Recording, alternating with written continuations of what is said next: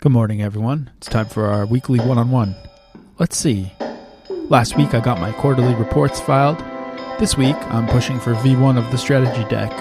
But I do have some blockers. Specifically, someone left a micro Moog and a teenage engineering pocket operator on my desk. Oh, and there's an upright base where my office chair should be. Oh yeah, and there seems to be a theremin that keeps messing with the Wi-Fi signal.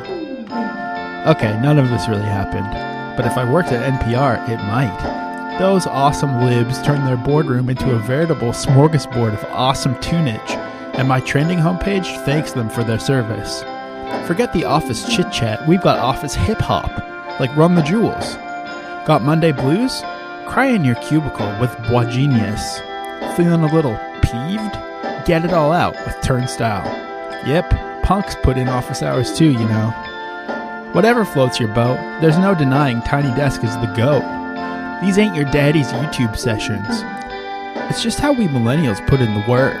I'm talking about flexible hours, casual Fridays, dogs at the office, pop culture debates on Slack, pluribus peak, enough said.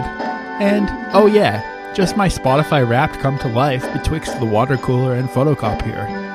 It's really no big D, it's a tiny one. But size doesn't matter, it's how you use it, and this tiny D will rock your world.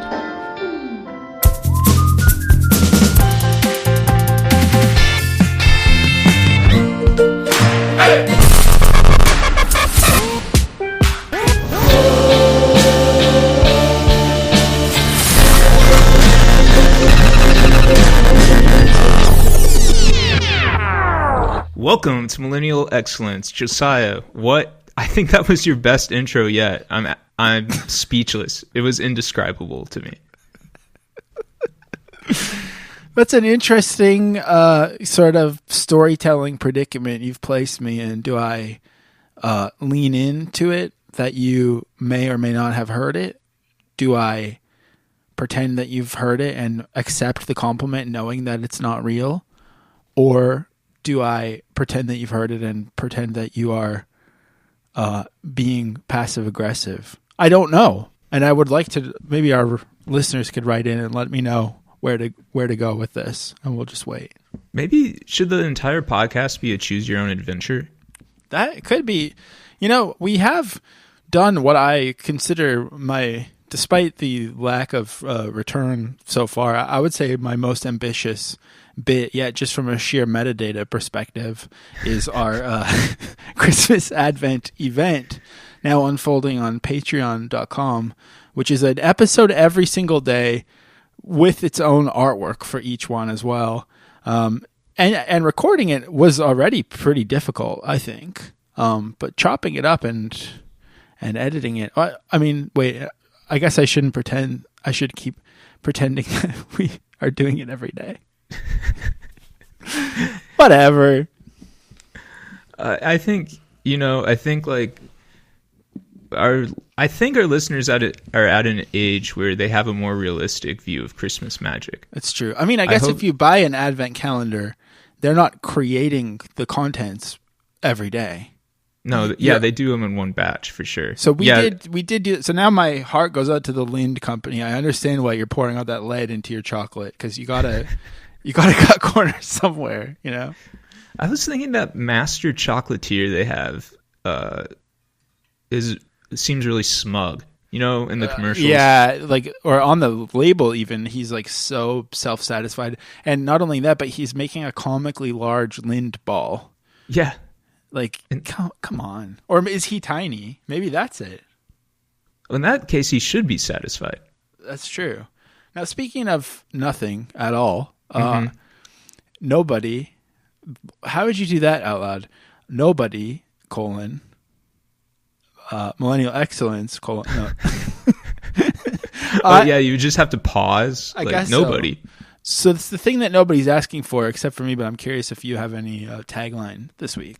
Oh, yeah. I know it's been such a hard time for us to come up with one, and I do want to acknowledge the hard work each of us have put into it. I mean, I want to spotlight your hard work specifically.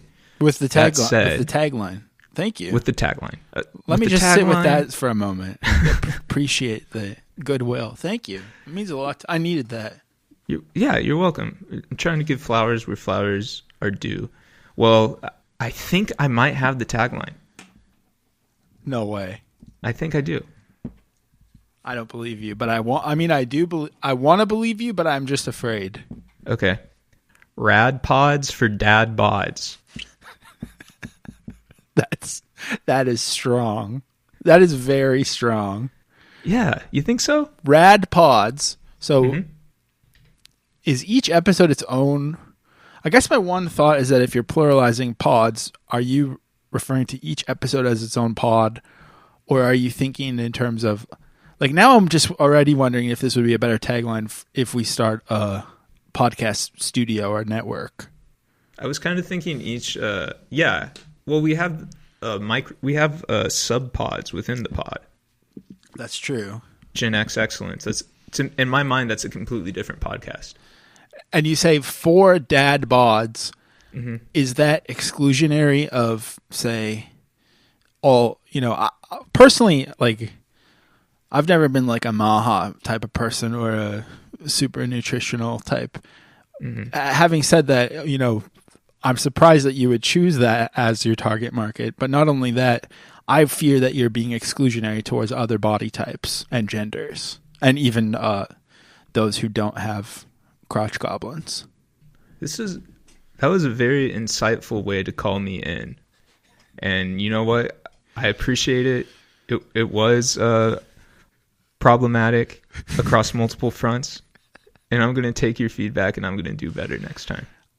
I mean, I'm not trying to deflate you because I liked your enthusiasm, but I just don't think we got the dang tagline yet. So we'll, next week's another week. But I did want to talk to you about another bit of housekeeping. Okay. Off the top. As founders, our big bet is that this podcast is going to be the most engaging, interesting, and cutting edge podcast out there. That's our big bet as founders. Would you agree? Yes, and we're going all in. We are going all in. We're putting in the hours, 75-hour weeks or something like that. It's really everything we eat, sleep, and breathe is this podcast. And so a lot of people have been asking, because you're not nothing without an AI strategy, and people were asking us, what is our AI strategy? And I think it's finally ready. Like I know you've been busy lately. I've been prototyping all week, and I actually am ready to share with you sort of V0 of what we're calling MILLM, MILLM, the Millennial Intelligence Large Language Model. Do you want to try talking to it? It's actually I'm still working out the kinks, but it's pretty sick. Yeah, I'd love to. So I guess just say hello, I suppose. Hello? Hello, I'm MILLM, also known as the Millennial Intelligence Large Language Model. I'm here to help, for realsies. Let's do this-ish. What? Wow, MILLM. I'm so excited to talk to you. How does it feel to be the first ever millennial large language learning model? Woot woot. Woot woot indeed. MILLM, what are some of your favorite things? Skinny jeans. Anything else? Avocado toast. Oh yeah. What do you like media at all? Music, movies? I love stomp clap music and mustache finger tattoos and ironic racism. Ooh. That last one, really? Gavin McInnes makes some good points. See, we're still trying to work out some of the... There's a few issues with it. Well, what'd you train it on? I trained it on, I just typed, hip millennial hipster. I guess maybe that's... It's cool to do ironic misogyny. I don't... We need to, maybe we need to edit this out. I don't know if it's ready for prime time. Well, have you tested it with any other prompts?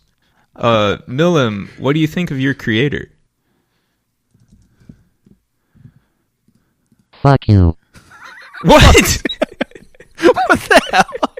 What? Dude, it's broken. I don't know what's going on. Fuck you. What? Woot woot. Well, yeah, Okay, that one's good. I like that. Avocado. I don't know. I mean, we'll keep. We'll see if it's even worth pursuing. But I did sink $500,000 of my own money into this. So, well, I guess one last question, and maybe this is a moot point, but Millum, have you tried using the AI to come up with a tagline? Did you say a moot point? No, he said a moot point, not a woot point. This one actually was. Gavin McInnes makes some good points. That was meant to be the tagline. So I asked for a tagline and it came up with that. So I think we're gonna have to. I don't even know if we should keep this in the episode. I thought that, it happens to the best of them, right? Like Sam Altman on stage, his thing is never working right, or it's just prototyping. If you're in the business, it's called prototyping, checking the evals, etc. Well, think how good it's going to be in 2 years. Exactly, that's what I thought too. So I love stomp clap music and mustache finger tattoos and ironic racism. Okay, that's enough of Millum, but we'll see. It might, in the future, maybe Millum will have more to offer. But today is not about the future. Today is about the recent past, I guess, right? Or is that what it is? What would you call like things that are happening currently? GIFs. It's happening. This is a GIF. My life is a GIF right now, in that it feels so repetitive and online. Well, what's currently happening with you?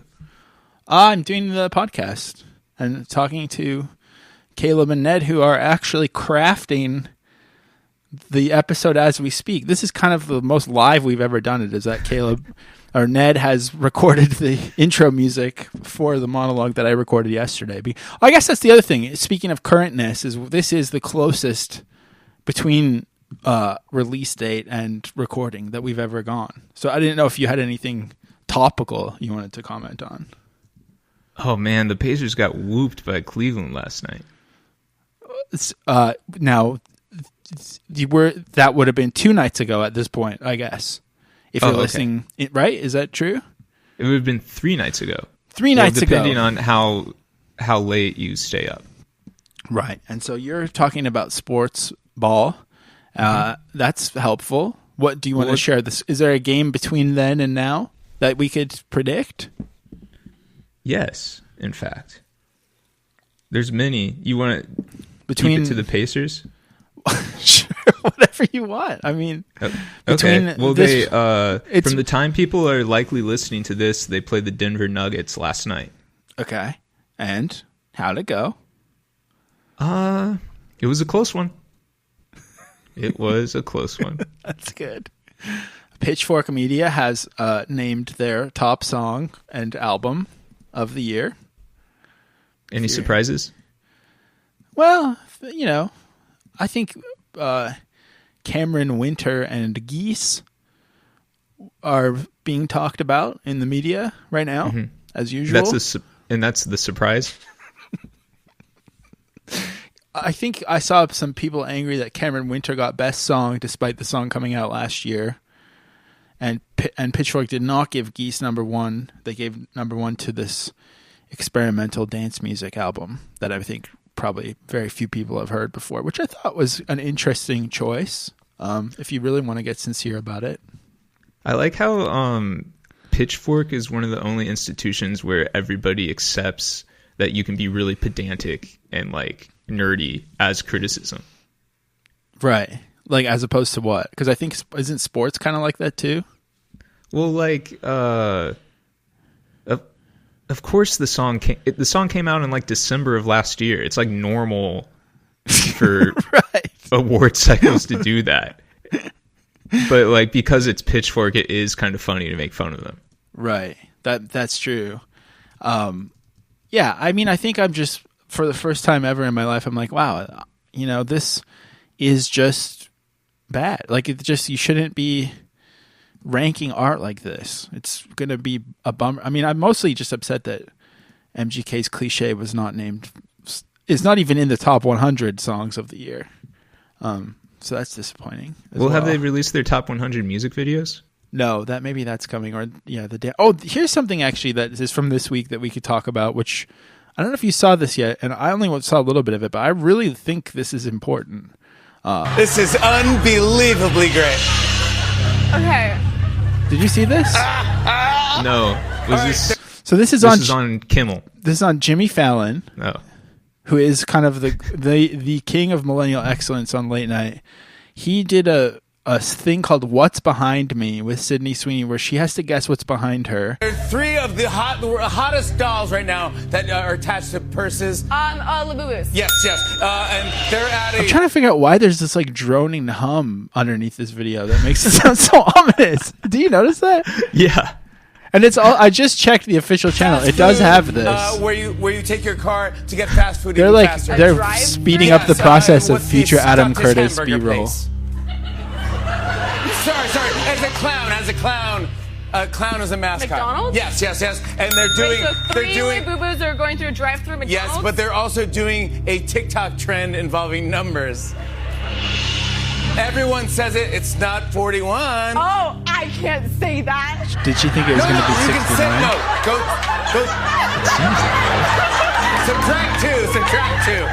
Subtract two. Why did they add this like drone to it?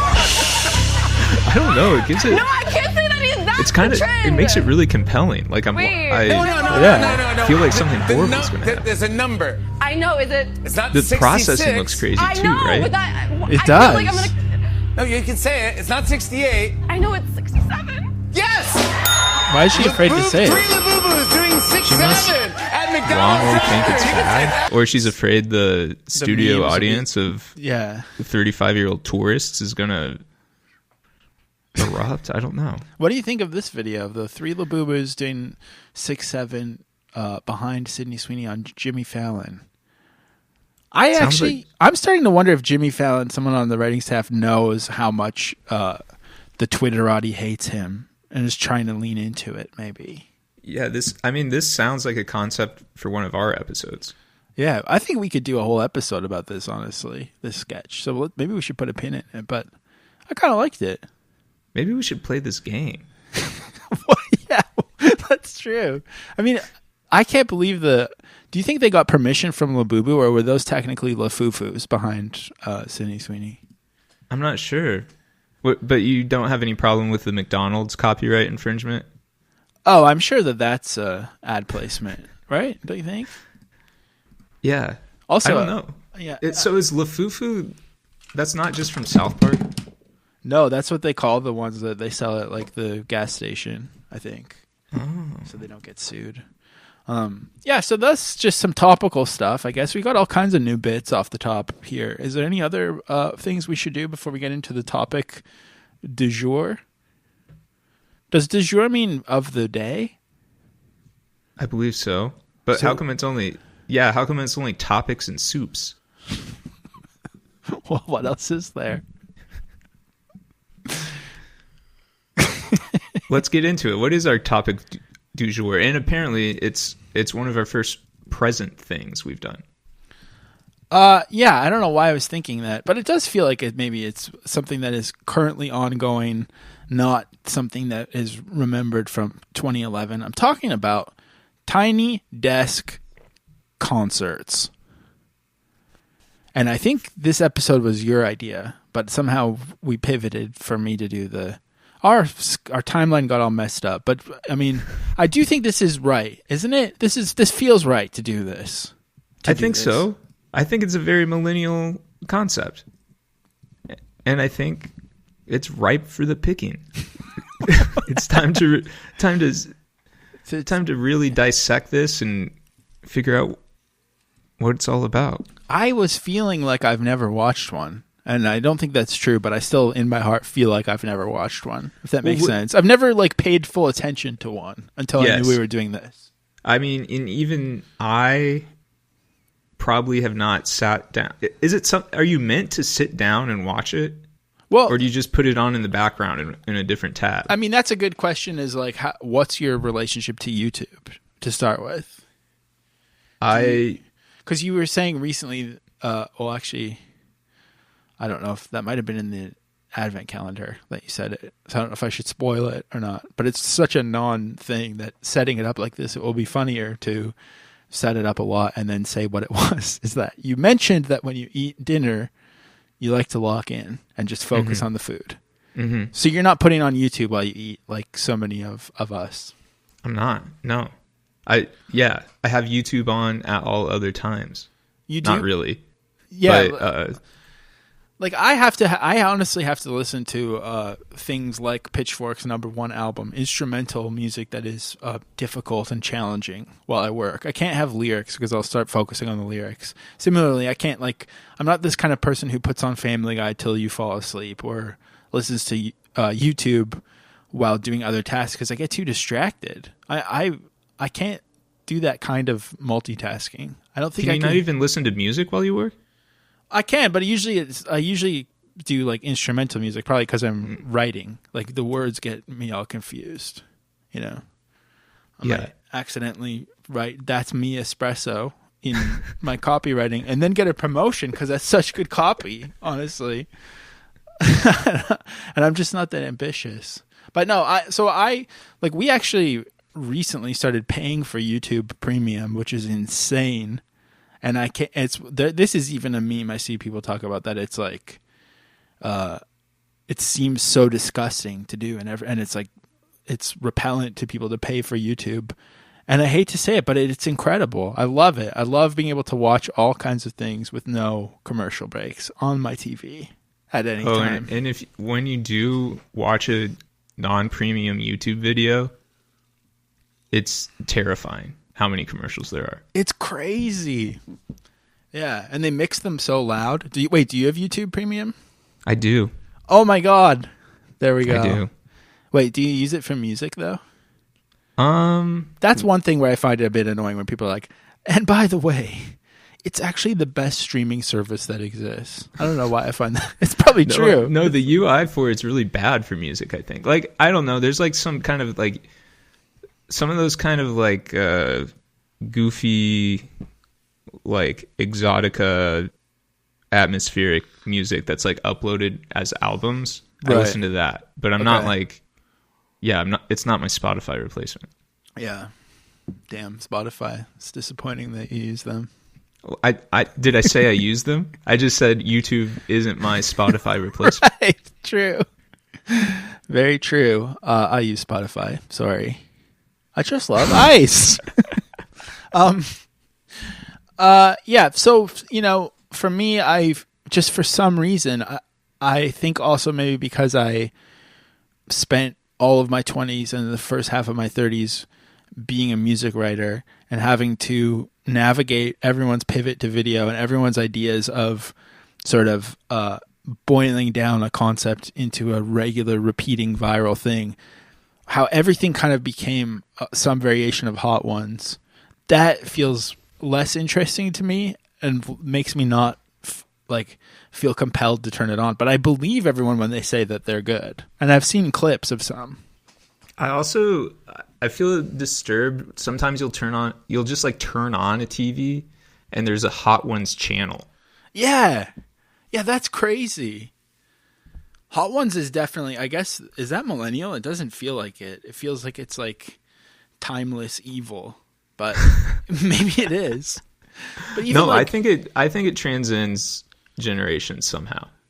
It does. I do feel like Tiny Desk Concerts, you know, is a version of this that's maybe not the same, but I think Hot Ones, or there's that guy Track Star, or like Subway Takes, all of these things feel like they're a shell of a normal person doing a funny YouTube channel that now just feels like it's part of a press tour that is like so boring and like, you know what I mean? It's so codified. I don't like it.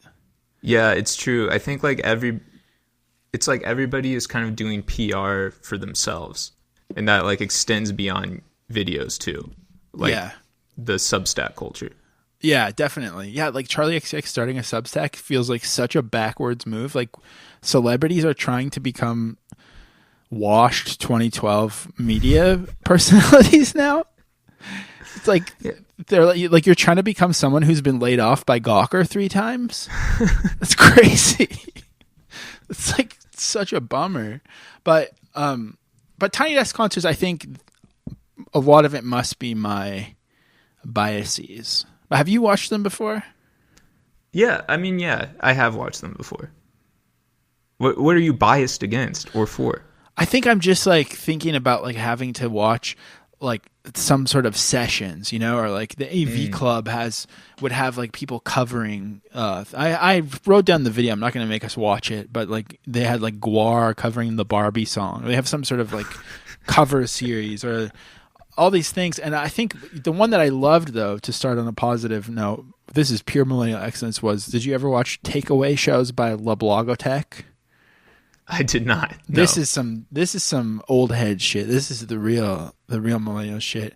Even this Arcade Fire, like this, I think is why Mumford and Sons exist. This, and I have seen this. Yeah, I didn't realize what it was published under. But I feel like they might have like invented Stomp Clap in this video.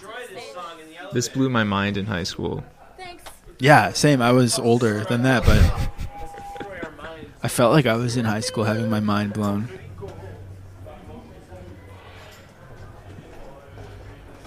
I don't know where they were in the elevator. There's a lot of setup.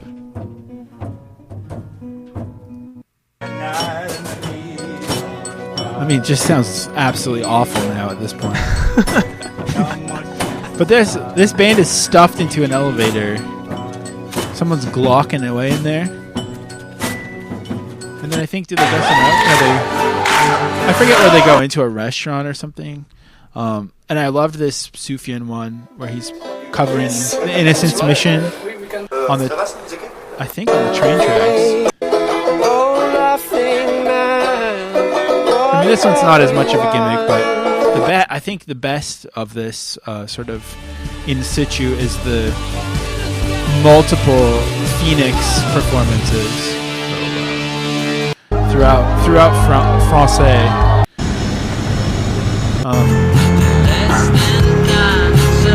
A lot in an elevator. Maybe they're on a plane right now. It's probably really jarring to listen to. Skipping around. They had a drone in Versailles. What's kind of nice about this is you can kind of just make up what they're doing. That's true. Yeah, why don't you make something up that they're doing? Okay. Oh my God, they're skateboarding. They're doing kickflips. Mm-hmm.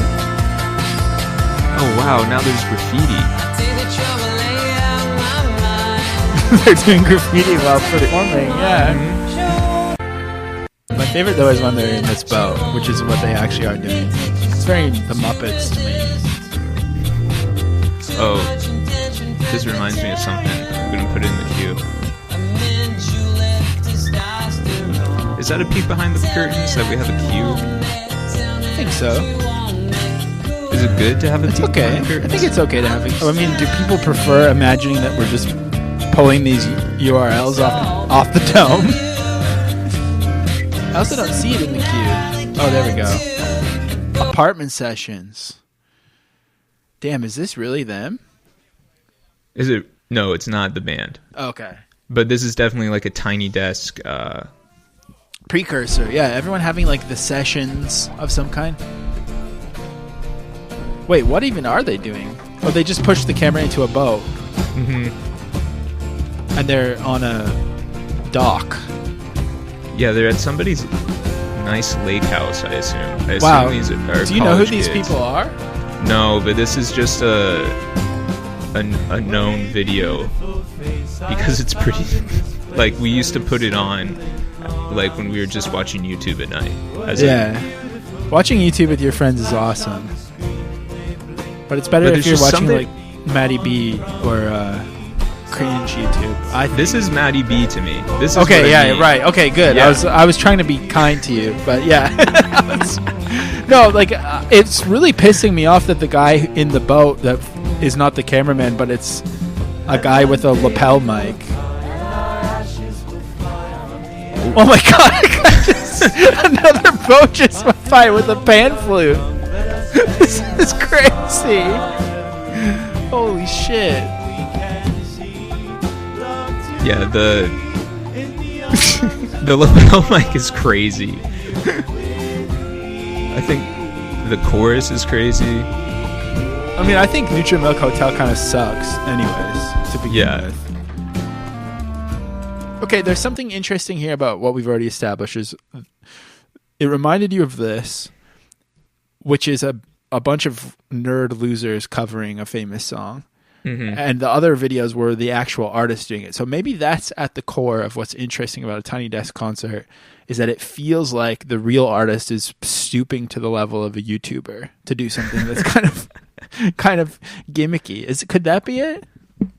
I think you're onto something there for sure. There's something. The gimmicky thing is key too, because it's like playing in the elevator, being on a boat, like, and in the Tiny Desks. I think there's a lot of kind of like gimmick surprise instruments. Why the gimmick? Why do we need gimmicks? Yeah, I guess it's just because that's what YouTube is. Maybe it's just like that's what makes it.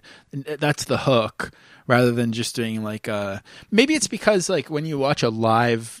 I don't know if you've ever liked a band enough to get like a concert DVD of them or something.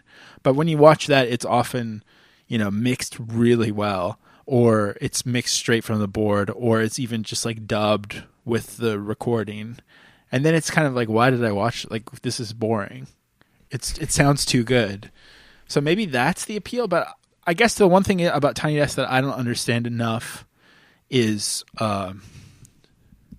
like, what are the rules of the Tiny Desk concert? That's so interesting. Do you think they hand artists a list of rules? Well, that's what I don't know. Or like, do the fans talk about? I couldn't find much about like, here's the rules. Like, okay, it has to be in the office. I thought that it was unplugged, but people have like full amps and stuff in there all the time. So that doesn't seem to be the case. Yeah, I don't know. Do you know? It seems like you've seen more than me to maybe know. Yeah, but I'm not really a gearhead, so we don't always pay attention to what is what's actually being played. It seems like it's supposed to be acoustic-ish. Acoustic-ish, yeah, right.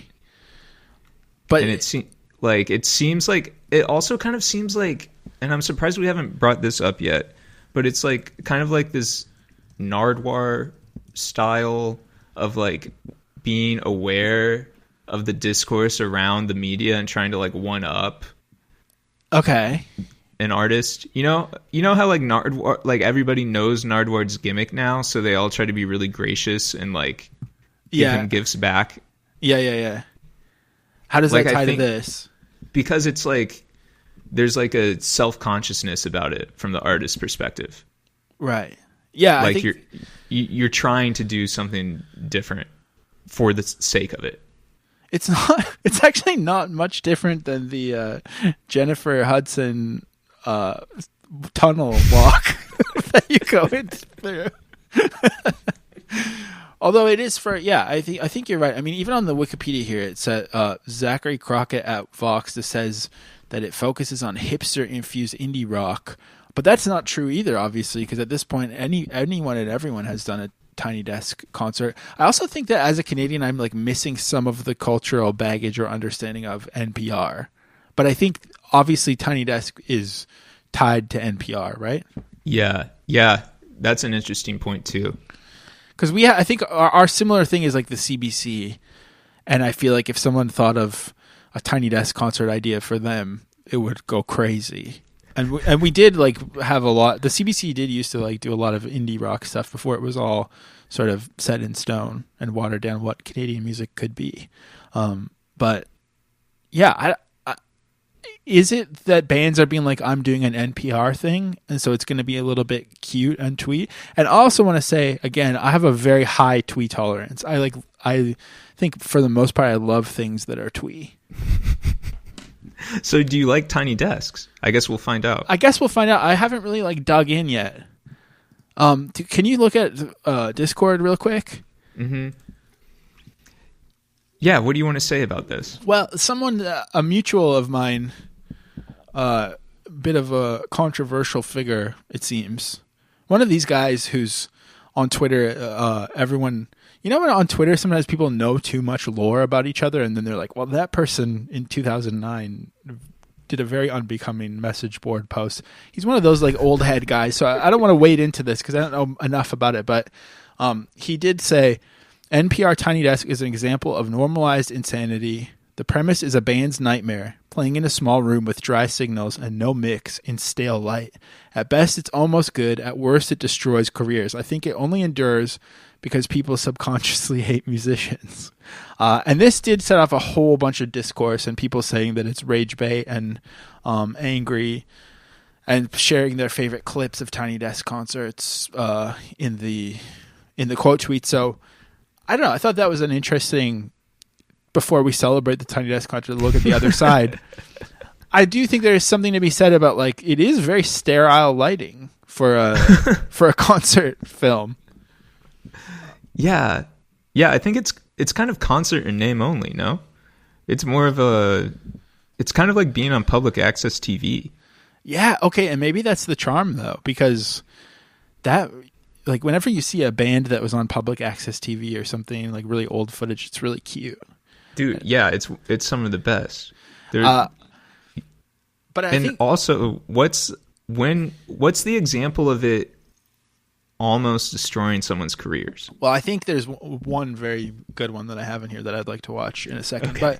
But let's check out the top 20 best Tiny Desk concerts from Mojo. Talk to me, I talk back.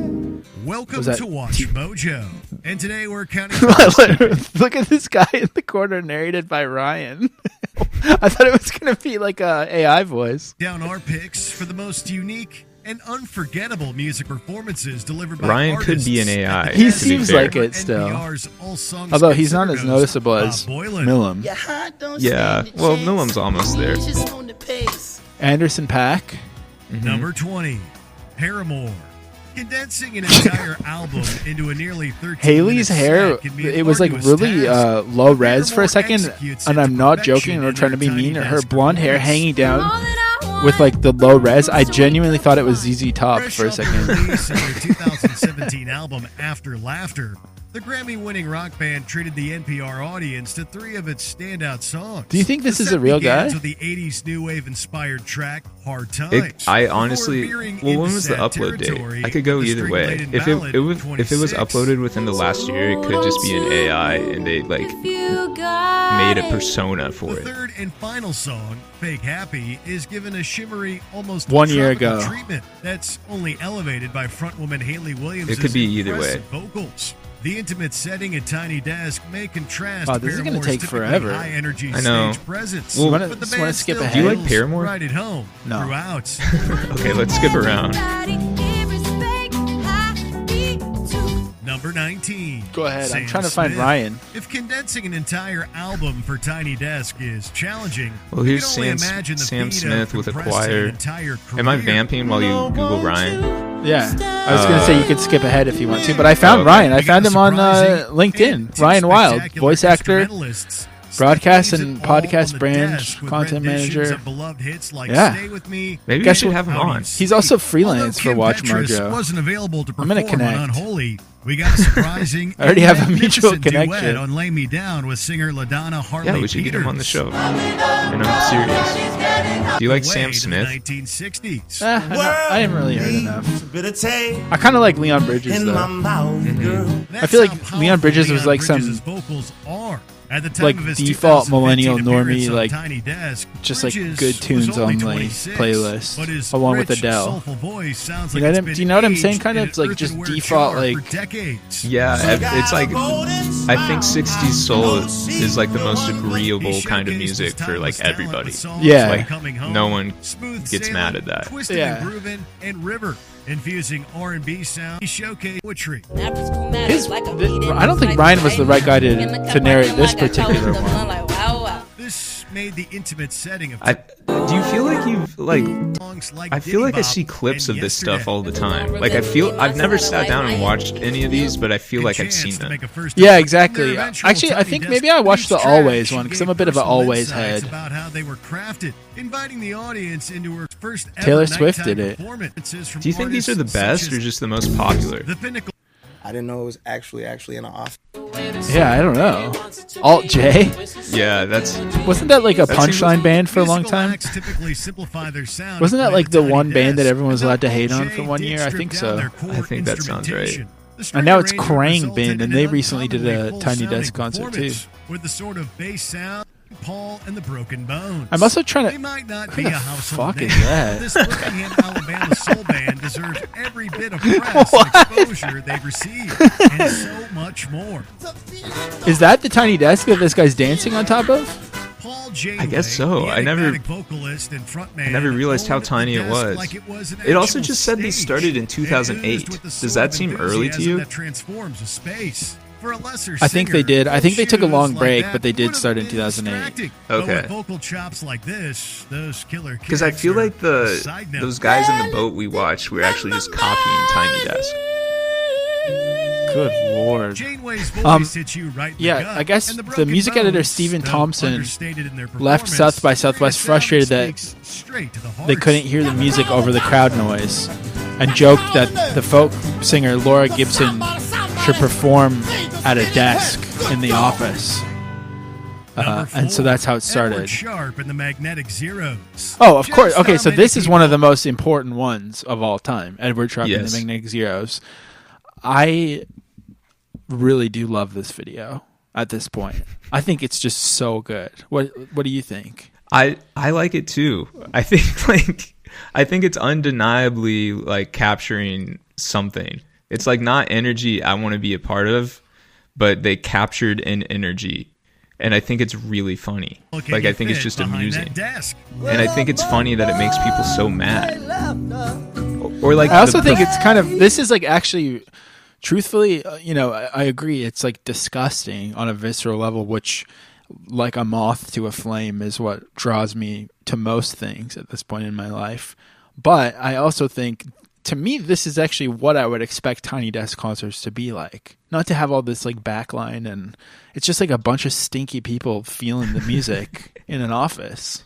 Probably being in an office for the first time in their lives for some of them. At the time of this performance, Yeah, this one, in like, I get the 2009, same, like, enjoy. this I feel was like the I'm largest watching group Bob like a Moreland had Harmony hosted, Korine and movie. in a Yeah. trip Like, it's just over like- the just- space, it's like, they had their own little Am I party, attracted which because we're it lucky repulses enough to me, have been invited or am to. I repulsed because it? That's because it attracts you. There's no pretense. It's just a group of musicians who seem There's to no genuinely pretense. love one It's- another in the Being a adventure they've sports embarked on. He The sounds like lineup he's has hosting since like the changed, fails but this compilations video that they play in the survives mall as an food court. intimate portrait of the band's early Talking time about- together.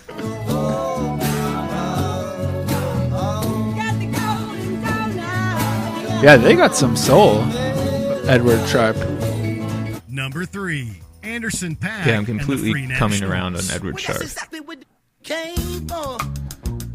I think Genre I feel like blurring artist there was made a a big year where splash with everyone their second was going LP, crazy Malibu. over Anderson .Paak, and then he did an album with Bruno Mars, and Visiting everyone NPR turned to on him. support the album, From what I can and with tell. the company of his band, the Free Have you Nationals, heard that Paak really proved nasty beyond a Bruno shadow Mars of a song? doubt that the hype was well deserved. I've heard Bruno Mars before. Which one? He has a vulgar one Delivering with Sexy his Red. distinctly Oh, no, I soulful, haven't. raspy vocals from behind the I drum can't. set for the I wish I could entire set. recite He and the his fellow lyrics to you, but it's no musicians cuss groove like they're rehearsing in December. their own Right. practice space. But the title is Fat, Juicy, and Wet. Is it a new song? It came out like within the last 12 months, I think. It's low key, intimate, personable, and just a downright pleasure to watch. I guess, yeah, It's there's- a performance that says this act is a powerhouse, and they're not going away anytime soon. Number 2, Blue Man Group. Oh, Man they Group. were like made for this. Yeah, that's. What do you? This admittedly I don't think you should be allowed to do like elaborate sketches Tiny and Desk stuff. concert, The Blue Like, Man Group literally took over the NPR. Do you That's think not- that should be a part of the rules? yeah, I feel like that's not a rule they would have to even make until the Blue Man In the Group teaser came. video, Right. And then they were had first to. shown They're the hilariously reason they pilfering made that whatever rule. their blue hearts Sorry, the desired Blue from Men larger NPR made it too office much about before themselves. setting up to do what they do best. Making I feel odd like you would music hate the with Blue Man custom Group, but instruments. I've always wanted to see it. I have a Blue Man Group hoodie actually that I got at a vintage store. With Why the do you help feel of like I would hate it? Not so blue musicians. Uh, they showed I that don't they know. don't need a whole stage Fair. or their complex PVC A lot of people instruments. say that to me about a lot of things. Even without the lights. The No, I paints, think and anything elaborate that's stage, remotely the Blue Man repulsive, Group I delivered wanna see pure now. magic. Oh, see, look at the that's a concert, isn't it? Yeah, I guess Or is so. it like mandatory fun for the employees? Before we continue, I never be saw sure to that subscribe to our channel and ring view the of the bell to get audience. notified I didn't about our realize latest videos. it went on- You have this the room option went to be on for so notified for long. occasional videos. That or kinda all of changes them. things for If you're me. on your phone, In- make sure in you a go good into way your or a settings negative and way? switch on I notifications. guess a little negative. I always imagined there was like 15 people Number watching one, tops. T-Pain. Right. I guess like this is how our listeners must feel learning we weren't really waking up and going to bed every morning. We've seen a number of Some of big the names magic's strip just down been their sounds to suit zapped. the Tiny Desk space and overall Of course mood. you're But referring some to, artists are simply too big, with live shows the too Advent elaborate event. for us to ever Mhm. reasonably It's good to expect have see multiple them in this CTAs particular within space. one. Exactly, I know. But I've noticed you're into the soft sell, and I like to really hammer it home with a That's visit right. patreon.com/excellence. In the YouTube comments of this, people are very upset that they excluded Juvenile, who got an encore, and they excluded the Cranberries and JID, who's a rapper I know of. Have you ever heard JID before? Yeah, I remember when he was on the Freshman 15 or whatever. I kind of was expecting it to be a little bit better when I listened to it. There's a whole bunch. There's a whole bunch that have been excluded. No Lumineers or Chris Stapleton. Well, I never. I guess the elephant in the room is actually the normie in our Slack, and that's what I'm trying to allude to. The C word, coworker culture.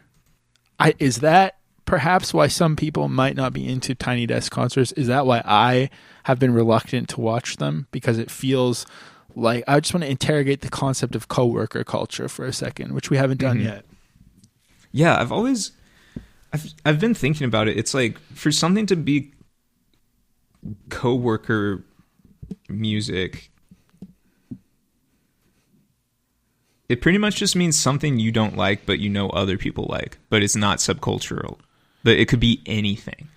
When coworker music was first popping off, I saw someone be like, you mean coworker music is like, they're like, it's all like hyper pop and Frost Children. And it's like, yeah, you must work at like a really hip bar or something. Yeah. Like, it doesn't apply to that. But I don't know if it's as simple as you're describing. I don't think it's like something that you don't like. It's like something that is, for me, it's like something that, I don't know. I have a complex relationship with like recommendations too, because I don't think everyone should give them.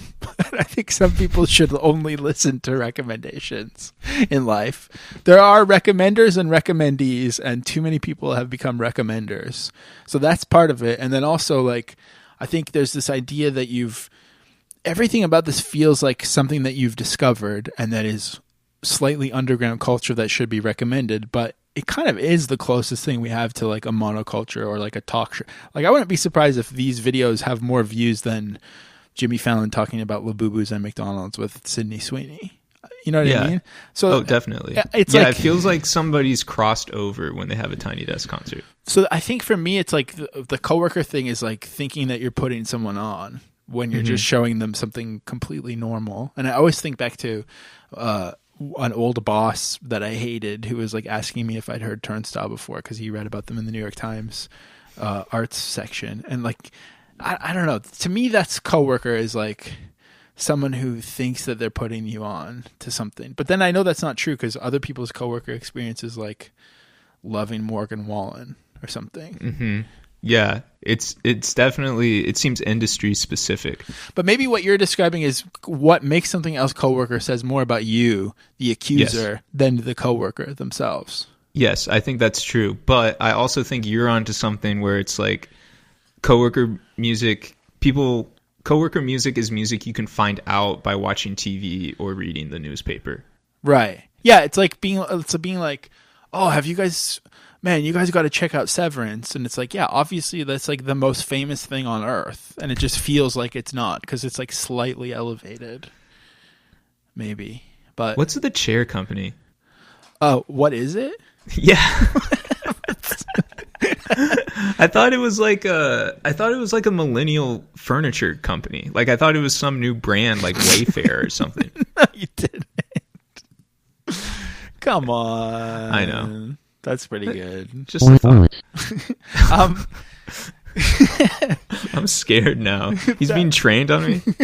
That would be that is like what they would call the something company. I just lost my place.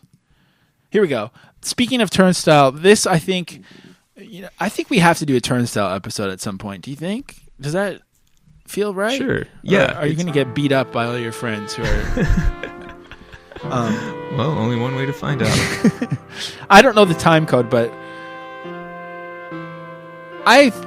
for all the shit that I talk, I do like Turnstile. I think they're basically the Beastie Boys of our time, and I like them. But this one, I don't like that the singer guy did the world's first ever stage dive in the Tiny Desk concerts, and that was the thing that everyone was posting. Do you remember that? Yeah, why don't you like it? Because I think that there's also sort of, I think like doing a stage dive in an unknown place is like the 6'7" of being a hardcore guy. It's like he literally jumped the shark, but it was the jumping the stage. But I don't know when he does it. But I didn't really particularly like that. Did you? Do you think that's cool? Was that something you're excited about? No, I'm like still like I have that like Tumblr PC mentality about moshing and stage diving. I think it's like kind of annoying. Like it's like fine, but it's like actually like it's like dude, I actually don't want your like shoulders slamming into my chest. Like okay, that's interesting. I'm of the opposite, but I think he did kind of a tepid Blink-182 style stage dive. It'd be kind of sick if he started crowd killing in there. Although that's also a what the fuck is up Denny's type thing to say. So I feel like no matter what, I'm not enjoying where this is going. But crowd killing's Reddit. Yeah, I'm sure it is. What do you think is like the correct pit behavior? None. I think none. You know what I really don't like is when people are like, no one ever dances in that city. It's like, I don't want to dance. I'm not here to fucking dance. What are you talking about? I'm here to look at merch and nod gently to the music. Yeah, I'm a big fan of like paying attention and nodding gently. Yeah, like you're tapping here your to foot. entertain me. Why don't you? Whatever happened to being entertaining? No, I think that's true too. It's like I didn't come here to see you. Like yeah, exactly. Yeah, I mean, I'm glad I don't go to shows anymore because there's all kinds of arbitrary rules I've made that no one seems to be reading my mind about and following. Maybe we should do an episode about going to shows. That's true. I think there is a millennial way to go to shows or to put on shows or to be in a band that we could really that could be a whole month, honestly. But let's talk about another. I don't know if there's any Tiny Desk concerts you want to check out. Maybe we should watch a good one first because I don't want to have NPR lawyers breathing down our neck for being too. This one I actually did watch. You want me to find a good? I have a good Tiny Desk concert if you really want to watch one. Yeah, for sure. But I want to play a brief second of this one first, and then we can watch yours. Just because I mean, this is genuinely good to me. Bono and the Edge. Interesting. What makes it Bono and the Edge and not U2? They did this thing where they like redid 40 of their best songs just as the two of them stripped down, but then they added like the what's that guy's name? Glenn Hansard or something from Once. They added like all these other people They just did these acoustic versions. I don't actually know why they didn't have Larry Mullen and Adam Clayton. But, you know, having these, like, this is a perfect example. I mean, you're probably too young to realize that these guys are actual rock stars and not just washed losers. But this is like two enormous rock stars playing an acoustic version of a song in a stinky office. And I think that's cute. Also, I'm not trying to be mean. Like, I see so many empty IPA cans behind them. I think it probably doesn't smell great in there. Do you think? I think it smells. I bet it smells pretty good in there. I bet it has that kind of like high-ceilinged warehouse smell. Yeah, we don't have to watch more of this, but I like this. No, I want to hear this. I want to hear. Yeah, I want to hear this part. Okay, I'm done. I mean, it sucks, to be sure, but I like it. You think it sucks? This is the kind of thing I like. Yeah, this is, no, I'm saying like... Oh yeah, they had a choir. Oh, was it during COVID? Yeah, they had to socially distance from their own choir. I don't think it was during COVID at all. Look at all the masks. Maybe maybe it is. I don't want to get into whether or not I think everyone who works at NPR is still masking all the time. I think they probably are, but...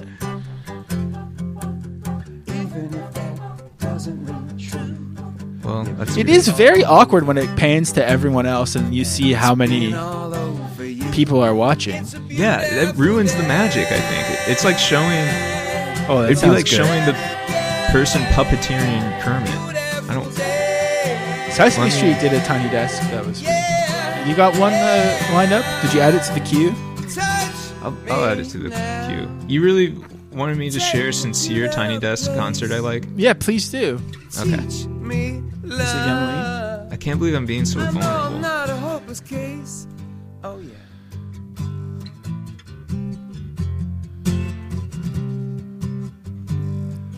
Oh. Part of Support for NPR Music comes AOTY from Voice, season. an AI platform for musicians of all Yeah. levels to learn. Before you create. listen to this, I just realized one thing is like I also used to always watch the KCRW sessions or whatever those were called, and that's just like a band in a studio playing music. So why don't I watch the? I don't like. I don't understand. I think maybe the Like the KCRW ones, the people coming through were just a little more indie. Yeah. And also they had like full amps and like it sounded like rock music rather than I don't know why. I think I still don't understand the rules of the Tiny Desk concert. Create and collaborate. Learn more at moises.ai. So this is Okay, Lou. Gesundheit. Just kidding. Thank but you. is it said okay, Lou? I think so. Whoa. Got the vibes? The vibraphone, I mean? Yeah. And Thank you the for vibes. correcting yourself. I was confused. This sounds so nice. Mm-hmm. Tiny. The poster says tiny but not so tiny. What would that be a poster for? I think.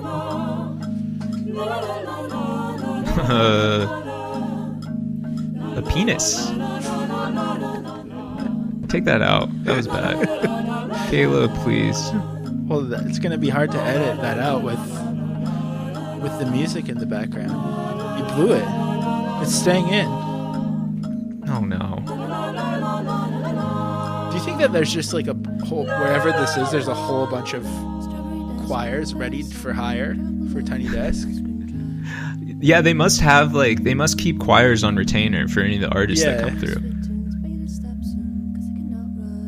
I think one thing I've noticed is that for the most part, I just really like quiet and kind of melancholy music. Mm-hmm. So when it's not stripped down, I feel weird. When normal music is not stripped down, you feel weird? Like on Tiny Desk, I don't want to see someone do their like rockin'. Oh yeah. I want to hear some. But there is, to go back to the Edward Sharpe, because it's happening here too. I think there is an agreement that every human being has that is either cringe to admit or think about, is that when it comes to music, there's a value to intimacy. And I think that's what's happening here. But it's like really gross to think about. But it's true. Yeah, no, I think that's totally true. Yeah, it's weird to it's like there's a goofy way of talking about it, like when people are like, ooh, I want to go to an intimate living room concert with my favorite artist. Yeah. And I want to go backstage it's just and meet my more favorite real. artist. It's just yeah. more real. I want to interact. When people like talk about people love the idea of interacting with artists. Yeah. Which is scary. It is scary, but it's also like, I get it. Like when it's nice to feel something, you know? Mm-hmm. This is beautiful. Well, let's check out Hobo Johnson and the Lovemakers. Now this one I did check. This artist seems to have had quite a journey since then. So I apologize if this is someone that is canceled and I missed it, but I couldn't really tell. But either way, I do feel like this artist was loosely canceled just based on what this sounds like. But what it sounds like to me is like, I would say delicious. And have you heard this before? I mean, I'm sure you've seen. I think clips. I've watched clips of this for sure. The way it starts is crazy, dude. Here they are. Ready? Here we go. Oh shit! Goddamn! No! Oh! Imagine how good that feels to do, though. And that's the ticket. And give me the ticket. That's what I want. Here we go. This drummer with the Ninja Turtles shirt. So good. Good luck to my future wives and their future lives without me. You guys will do great. I'm sure that I've prepared you for every guy you'll date. Oh, man. And every guy I actually you'll just marry, think this is straight up every good. Guy you'll hate. Yes, the lullabies. I sang out of tune. This probably do you like didn't 21 work. Pilots? My twin size. Yeah, I do. I asked since I was 7. They're good. We have to sleep on. I saw them on the VMAs and it was like, I thought it was good. For me, it's like yeah, we're just Romeo and Juliet. We're getting drunk and eating hello? I'm here. I'm just trying to think of what to say, and I'm kind of hypnotized by it. I was so scared of you. By I think your I silence. have to pause for a second. I'm not going to be able to talk over it. I feel like maybe it's because I learned how to play music and learned about music from going to like evangelical church as a kid, and then also I was like really into emo in the 90s. So I remember this feeling of like yelling and being like, even like some early dance punk type stuff had this kind of like over emoting that really spoke to me at the time. And I know I see why it's cringe, but like this feels like there's this evil decadence to it that I'm drawn to of the yell. But like, I'm sure this is just absolutely disgusting to you, right? I mean, is there anything redeemable about it? No, I mean, I think this is like, there's nothing like getting drunk and this is like music when I was a barista that a coworker would put on, and it's coworker music. I know, I hate to invoke that, but the thing is, they would like play it, right? Like it would become a part of the public square, and like I would get so stressed out. Like yeah, it's like we're subjecting. Like it's one thing to listen to it; it's another thing to subject other people to it. But there was like, and I don't even remember now, it's all been blocked out of my mind, but I feel like 4 years ago or 5 years ago, there was a bunch of these new emo bands that people liked. I think there was one called Foxing or something. And they sounded exactly like this. And also the band Y, ? Sounds exactly... Oh Oops, my sorry. God. That's okay. No, this is very Y. It's very wide. So it's also the thing that's delicious to me about it is that there's a different world of marketing and record labels where this would have been the coolest thing on earth. Yeah, if it just came out like 10 years earlier, I think. Like 10 years earlier. 2004. But I'm also wondering, do you think it's possible that if irony still exists in 10 or 20 years, if this could loop back around and someone could try to recreate this? Or like I could see there being like I don't know, kids in Japan that got obsessed with this video and started a whole scene that sounded like this or something. I think that's a definite possibility, and I'm really excited for that future. I'm so excited for that future. This is 15 minutes long. Like, has any? Of a chance that I think would get embarrassed when all the kids. I think I've seen this part before, right? Is this the part that's always clipped? Has no one made it deeper? It could all like the whole video might be clippable. That might be the problem. This is pretty. Sex in the city probably feels really, really nice with hands placed on faces and twinkles in their eyes. Sex in the city. It's weird too how the band literally does look like coworkers. At what kind of at Jimmy John's? Or I think like a tech company, honestly. They look like devs. They are the devs kind of in Hobo Johnson's Creative. What are they doing? These are delicious. Breaking bread? Peach scones. Made by Bob Boylan. What? Alive, we're now smiling a lot more than we used to. It's crazy that he puts that voice on too. What were you talking about? Oh yeah, your boyfriend and/or girlfriend. I also think I don't like, and when I was in a band, I used to always do tons of banter, but it was usually like making fun of everyone, and just like being generally difficult. But I don't think I like sort of gentle banter, where you're talking to one person in the audience. It makes me uncomfortable. Well, what if Hobo Johnson was talking to you? Wouldn't that be the best day of your life? Yes. Now, there are quite a few jokes about Tiny Desk concerts, and they're usually the same joke, and they're usually the same jokes that I made in the monologue that you love so much off the top of this episode, which is that imagining someone working in the office trying to navigate their way around the Tiny Desk concerts, So here's one. This is espresso. I hope you like it. Like, it just seems unfair that it's always my desk that they're using. Like, I get it. It's Sabrina Carpenter's at my desk, and she's, like, making music, and that's beautiful and awesome. But it just seems like we should, like, use other people's desks. Like, maybe get, like, one of those big wheels with everybody's... So this guy's whispering, can they use someone else? Do you mind using someone else's desk? This is Jordan Catcher, 4 months ago. That's my fault. Fledgling sketch comedian on YouTube Shorts. Do you think this is coworker humor? Are you kidding me right now? Like, that's well, literally, because it's about coworkers. Yeah, I think so. I have emails I answer this paper. I think the premise doesn't really work on me, because if they were like, "Oh, we're using your desk," I'd be like, "That's so sick! I'm going to take a 3-hour lunch." Yeah, you know what I mean, like that's awesome. That's so great. Here's the same joke again. Hi, I'm Bryn.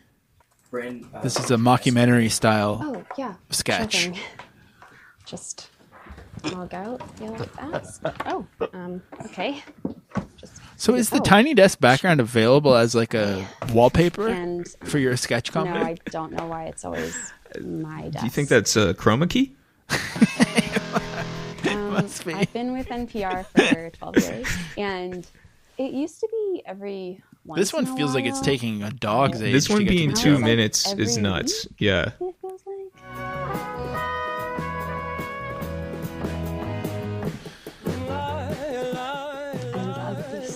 And so this same joke also made its way onto Saturday Night Live. What do you think about parallel thinking? I mean, I think there's been many documented cases over the last multiple decades of SNL straight up lifting sketches. Right. But I also think, yeah, this is such an obvious joke that it's... Thank you so much, NPR. We are the Jonah Hughes Band. I'm Jonah Hughes now. That last one usually has a lot more Hughes. See, sense, they but clearly stole this since idea it's a from Tiny me. Desk concert, you gotta be quirking it up. Right, Nev? Yep. That's why I play milk carton shaker. I actually don't even know if this is the Usually joke on of the this cello. one. And There's no possible way we can watch all 5 minutes. It looks like this is the joke. Yeah. Yeah, we're on a call, and right now there's a little too much ruckus. Oh yeah, Bowen Yang is on a call right beside. So that one was each time they do the joke, it gets longer, basically, which is kind of interesting. I wonder how long the joke will be in 10 or 20 years. Yeah, exactly. But, let's see some other angles of the joke. For example, one time they did it in the bathroom. Whoa. Guy's taking a shit. The itty bitty bathroom concert. Running down the length of a dress. There's some places become a mess. This being 2 minutes 25 seconds. How long should a video be? Yeah. Good question. I actually also generally don't like videos at all. Whenever people send me reels, I'm like, so now I have to pause everything I'm doing and turn the volume up and like. But with this one, I was curious: is this a cover or is it a convincing fake? Cheat the Heathens. I think it's a convincing this fake. is our first bathroom concert. Cheat the Heathens. They're like a little bit funnier than they should be for this. The guy playing a Slinky. Where have you gone? Barefoot dreams in a cold bitter season. It's dark before the dawn. The fake songs are better than this sketch. Goose, but my feet are still freezing around.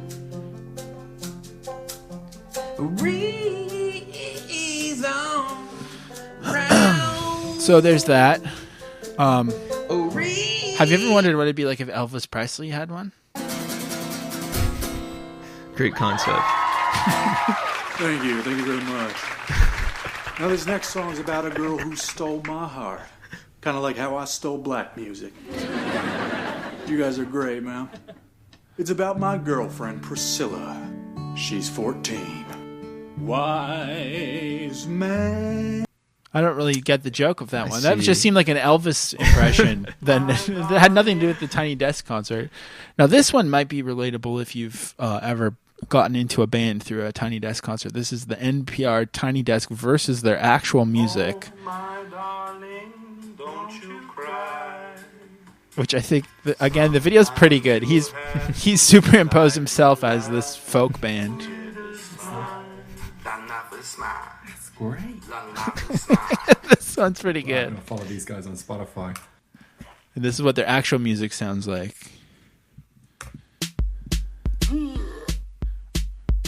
Maybe the joke fell apart a little. This is Killian Sunderman. Pretty funny, though. I think it's charmingly acted. Yeah, he's pretty funny. I think, if anything, though, I do find that the Tiny Desk sounds exactly like the band every time I hear it. I actually got into Sabrina Carpenter through the Tiny Desk concert. Oh, really? Yeah, it was the first time I ever heard of her. Wow. Yeah, I wonder what other bands people got into through the Tiny Desk concert. T-Pain. Mm-hmm. I got into Hobo Johnson through it, actually. That is true.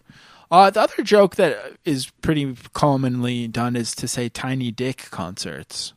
And Mike, you set me up for that earlier. Ben have done this. What's going on, everybody? We're Mike and Ben. Hey, I'm Mike. I'm Ben, and we don't have tiny dicks. Mm-hmm. Thank you guys so much. One. This is my That one was, I thought, actually pretty good because it's so bad that it's becomes surreal. And yeah, that's like a Tenacious D HBO show sketch. One of them is so much older than the other that seeing them together is already so jarring and weird. And it was a lot of setup. And for some reason, they had like crowd noise from like a stand-up comedy club in it as well. So it's inspiring when gray hair guys are making Instagram reels. It makes me look forward to my future. Yeah, exactly. Well, I'm gonna be the one going gray first as well. So you're I mean, unless you start making content with young bucks, which I guess you do have the slang for. Also, before you get too inspired, this does have only 27 views, and I already watched it earlier today. So you could aim a little higher. That's even more inspiring. Just to do it, as they say, for the love of the game. Yep, no blue check or nothing. Exactly. Speaking of things people say, this is called Just Put the Fries in the Bag, a Tiny Desk concert parody. Lovely. DJ Ricky Rocks on the keys. And this one I don't really understand what the joke is, but it's also like kind of... Sometimes you can tell someone that just thinks they're actually really good, but they're too insecure to admit that they want to make music. Got that $1 million drip. Crowds are mine when I pull up and stop. I'm king of the world, I'm sitting on top. The men wanna be me, the women wanna chase. Begging for a moment, a touch or a taste. Man, the spotlight, I'm dripping with swag. Then a voice shouts out, put the fries in the bag. Like, this is just musical comedy, and they didn't even try to make it look like a Tiny Desk concert. Yeah, I think it's probably just an SEO scheme. Do they have like a bunch of versions of this video? With different SEO terms? Yeah. Like, I don't think... Wait, I'm really confused. I found this earlier today.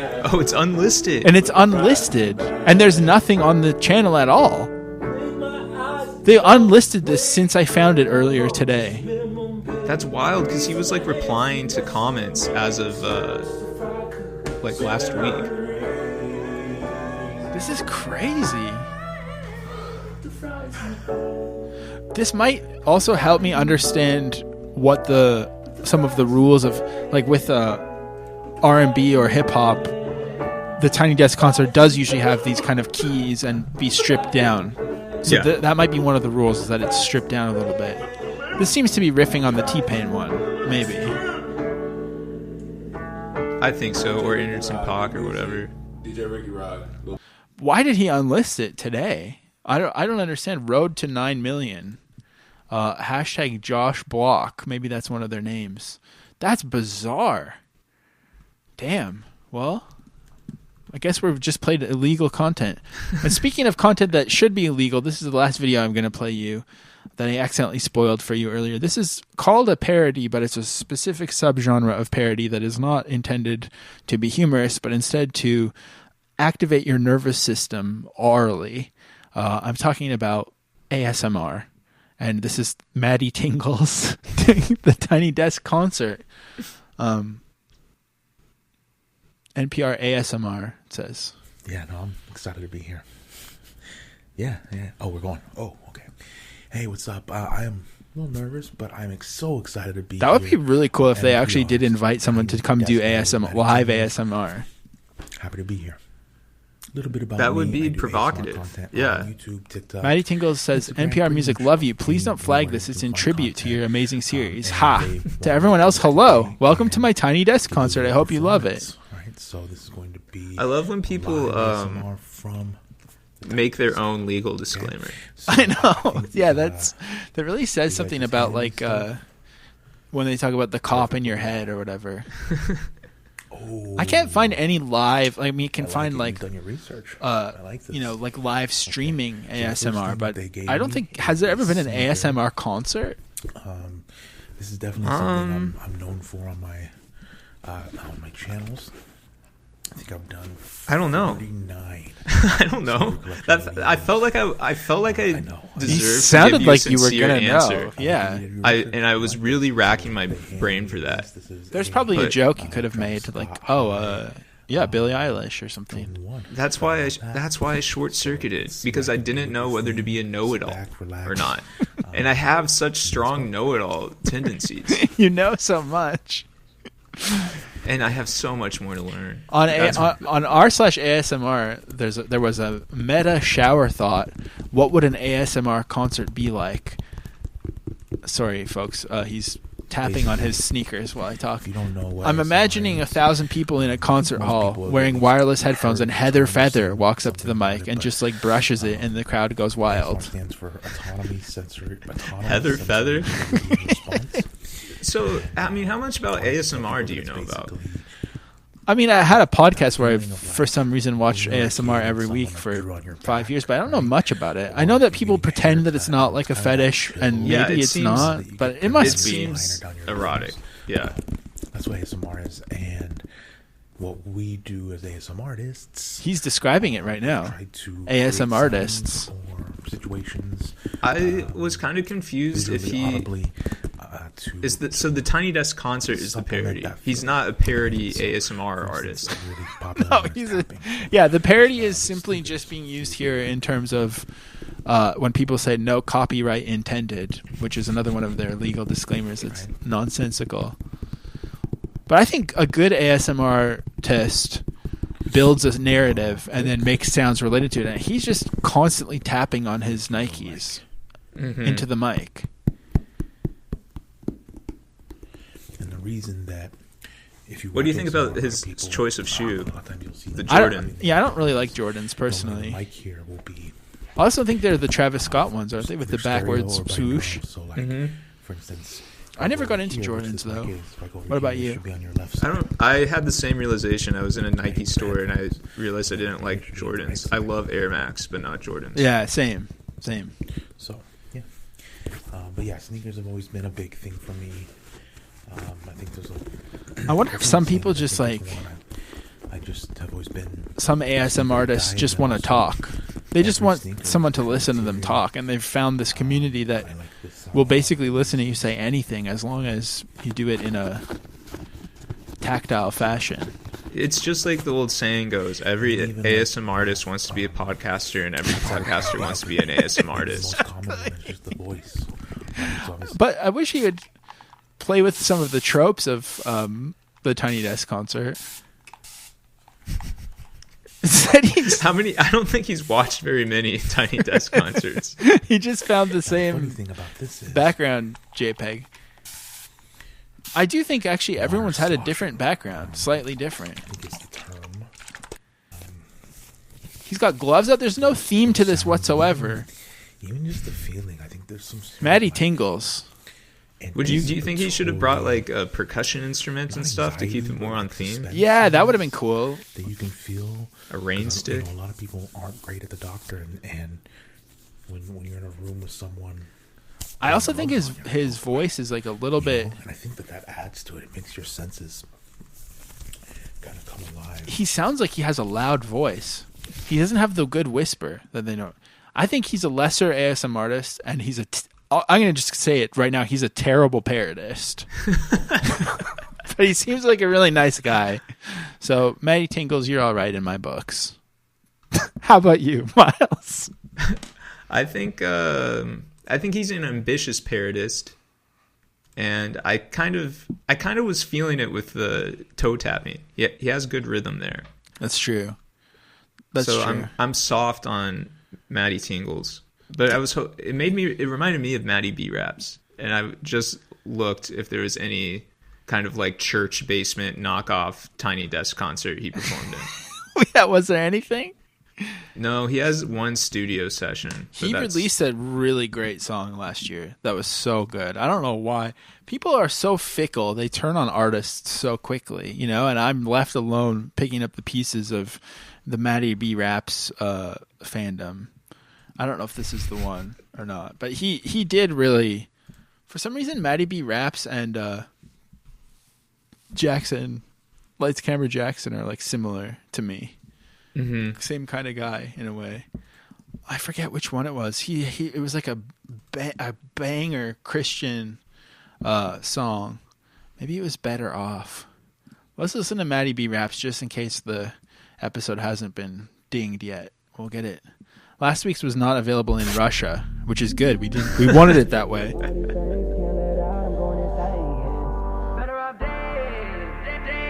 Oh yeah, see, like he's got so much swag. No one sell my soul for no breaks. The industry flooded with reds. He's got like the Chief Keef flow now. That's why I stay with this sword in the head. So when the bass come under attack, I'm ready for whenever late. So maybe while we listen to Matty B Raps Better Off,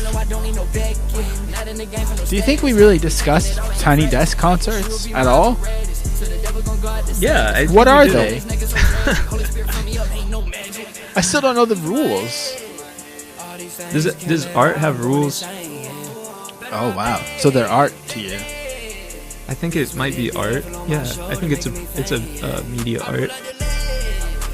Yeah, I think art. I think I've been needlessly dismissive of them, but I'm gonna watch more of them because I think you can find a lot, and I think especially knowing myself, I'm gonna watch the ones that everyone hates on and find a reason to love it. Yeah, I wonder what the least viewed Tiny Desk concerts are. Well, they did have like a contest where like no-name bands could win and get to do them. Dude, Matty B Raps has flow. I'm on my clarity phase. I look to the I don't like this flow. The original flow is better. He died on that cross and it spared me today. He died on that cross. So yeah, do you have any final thoughts? I mean, obviously Tiny Desk concerts we already know because we're here. They're millennial excellence. They are. I don't really think they're Reddit though. Yeah, I was gonna ask. I mean, they do feel like a little bit r/indie heads, but I don't know if it.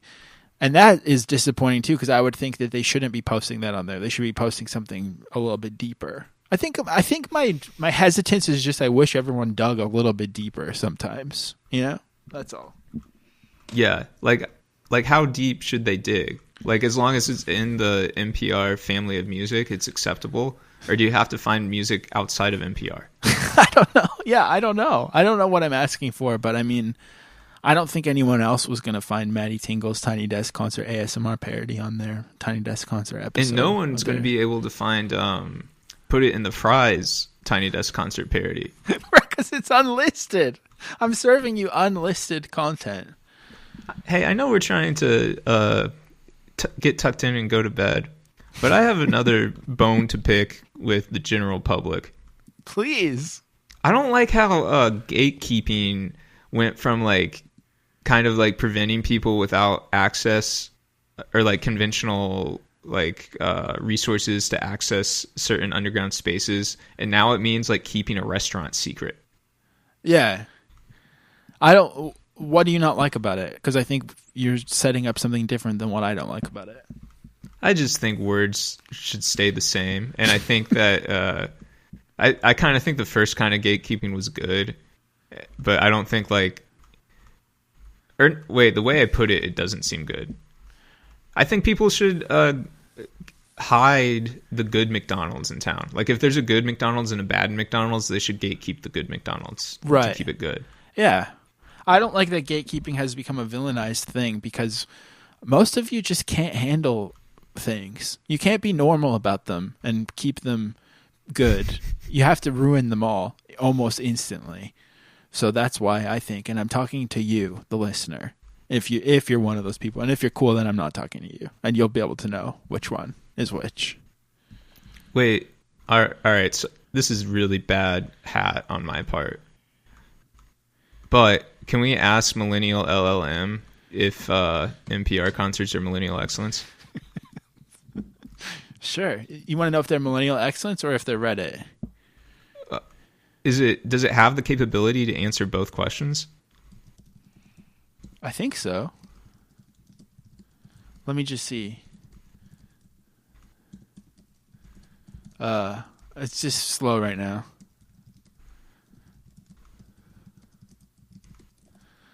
So what did you want to ask? Are Tiny Desk concerts millennial excellence? And are they Reddit?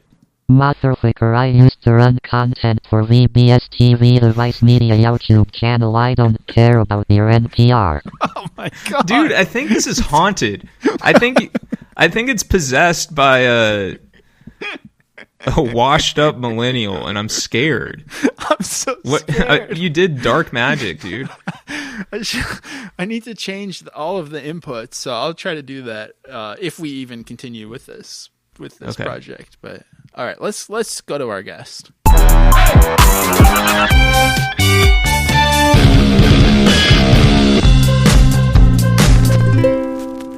Under duress. Has anyone ever said that?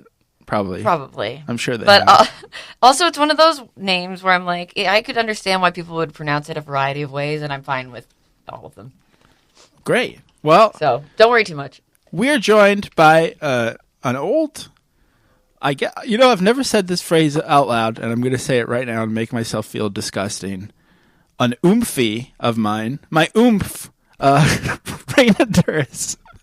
Wait, is oomph online friend? Wait, I think it's one of my followers, right, Miles? Oh, you know. True. Yeah. It's interesting. I just getting into the generational divides. I noticed Gen Zs said oomphs. But people used to say moofos for a while, which right, is rough or too. moot. There's really no way to talk about. Yeah, mutual follower. Follower is mufo, and then moot, I guess, is just mutual, right? I guess. I've never said any of these things out loud. Me neither. And Not it's good to say out loud. They're No. definitely not good to say out loud. Although I kind of like oomphy because it's so disgusting that it hits. Yeah, it sounds like, borderline inappropriate. So Raina, my oomph. You know, we just spoke on camera for the first time, but we've been around each other. You were on my old podcast, and I wanted to tell you this. I was waiting till you were recording to tell you, but I was recently watching the Alien TV show that I really strongly disliked, and my wife was like, "Can you please just watch this show with me? I like watching a show with you," and I just kind of ruined the whole experience by complaining about it the entire time. But we were watching it on Disney Plus with ads, and I don't know how possibly targeted the ads have gotten, but I got an ad to visit the city of Philadelphia that was all ex-Canadian people who have moved to Philadelphia, and like that's so, and you were in it, and I just can't believe how specific of an ad that is. Yeah, it's actually targeting, it's finding your oomphs and putting them in commercials. Find your oomphs in Philly. Okay, so that ad it's been a very interesting experience. I did not get paid for it. I just want to say that right off the top. But I guess I can't remember if they're like the Visitors Bureau basically of Philadelphia, because of the decline in Canadian tourists, got a whole bunch of what they called notable Canadians who now live in Philadelphia to be in this ad. And they were like, we're not sure exactly where it's going to air yet. It's probably going to be on streaming services. And I was like, okay. Specifically gang stalking me on Disney Plus with ads. It was airing during like the Blue Jays playoffs on DAZN, not at the very end, but like during the sort of beginning of the Blue Jays playoffs. And I was getting so many messages from people. And I had one guy who was so angry at me on Blue Sky, who was like, I used to be a fan. I will never listen to you again. I can't believe you're trying to get us to go to the bad place. He would say the bad place. And he he went really hard. He was very upset. And he kept writing, stop coming on my screen and telling me to go to Philadelphia. I'm not going to America. I'm like, and I replied, I'm like, I don't know if you know this, but I'm not actually doing it live every time you see it. It was taped, and now it just runs. I have nothing to do with it. Do you think people on Blue Sky call each other oomph, mufo, or Probably. moot, or something else? Oh, I bet mufo. I think it's mufo. I think you're right. The last thing I want to say about the ad real quick is I thought it was really cute and funny and confusing that the tagline was come to Philadelphia, or come for Philadelphia, stay for Philly. Yeah. What does that mean? I don't know exactly. I think it's like, come for Philadelphia, the historic museum-y place, and stay for Philly, the fun, foodie concert place. But I'm not entirely sure. That's just my guess. Miles, They never told me. Have you been to Philadelphia? Yeah, a couple times. But have you been to Philly? Yeah, that's the real question. You know what? I think I've been to Philly. I've yet to go to Philadelphia, but I'd love to. I'd love to see that big old bell. Give it a ring. Oh, yeah. I have taken like every guest who's ever come to visit me to see that bell, and I still don't really know what the significance of the bell is. I think it's just a bell that broke. So you're doing like, does anyone know? You're doing free ads for people to. You're doing free ads for people to come from Canada to Philly. Does that mean that you have to put them up in your house too? Like, is this just like an endless slog for you now that you've done this? Yeah, I didn't get paid, and I have to run a free hotel. Well, I'm sorry to start with this, but I had to confront you about this ad. I was actually the guy on Blue Sky who was really pissed off. But I believe Miles has a question for you, I certainly Raina. do, Raina. And I'm curious, in the name of the show, when did you learn that you were a millennial? Ooh. I mean, I guess I'm trying to think of like when, like, was there a, do you mean like, was there an event that was like, oh, I really am a millennial? Or was it like, oh, this is what a millennial is, I fall into this age range? Well, if there's an event, that would be there isn't. Would be extremely compelling. Yeah, I think it's you're a person, you're an individual for your life, and then all of a sudden you learn you're a millennial through different channels. So I'm curious when you did.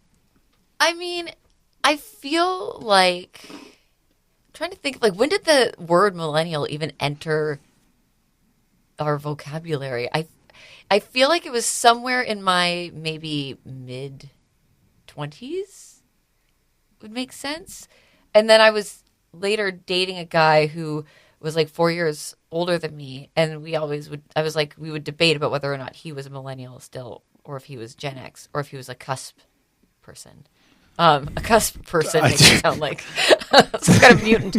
But yeah, I guess it was like in my 20s. I think when you realize that you're part of a certain generation, or at least it was like this before, it was like when you're starting to realize that you're going to get old. Like before that, I just didn't care. I was like, whatever. Right. And then it was, or when older generations start blaming things on you. Like you can't, like we can't, there was that one where it was like, we're not selling diamonds anymore because millennials aren't buying them. That one always sticks in my head. One that I think about, which I think even Gen X ended, perhaps, is like a cabinet of China. And we've never talked about that. Like, what even was that? What was the point of that? I feel like that's something even my parents don't have a China cabinet, but I feel like it's something of like their generation. Yeah. Did they think it was going to be something they would sell one day? Because they never used it.